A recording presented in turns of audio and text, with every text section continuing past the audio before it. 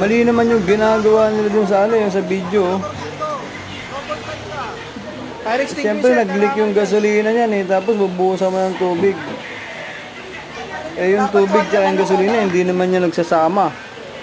Siyempre yung tubig, ikakalat lang lalo niya yung gasolina. Oh, legit yan.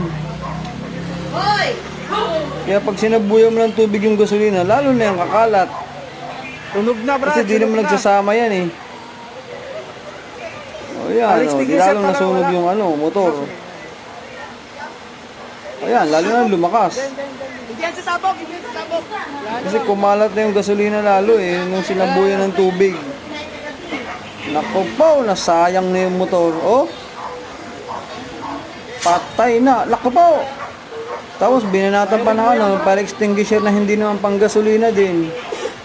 O di, lalo nang wala.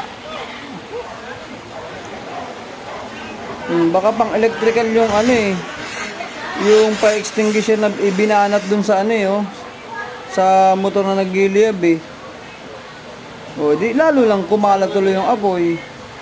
Dapat fire extinguisher para lang din sa gasolina, di ba? O ngayon, o ayan na, wala na, tinupok na yung ano, Aerox. O, di ba? Kita nyo ba? Ay, kita mo? Kita mo? O.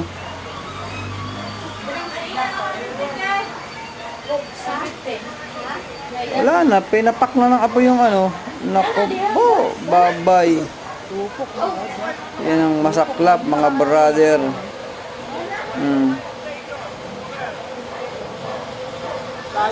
Next time, wag nang bubuhusan ng tubig pagka nagliliyab yung sasakyan, motor, na ang leak eh, naglilik yung gasolina. Tapos bubuhusan ng tubig. Mali po yun, mga brother.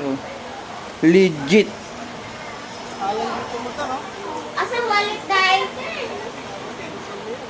Ayan, oh, lana. Lana na lumakas. Bye-bye.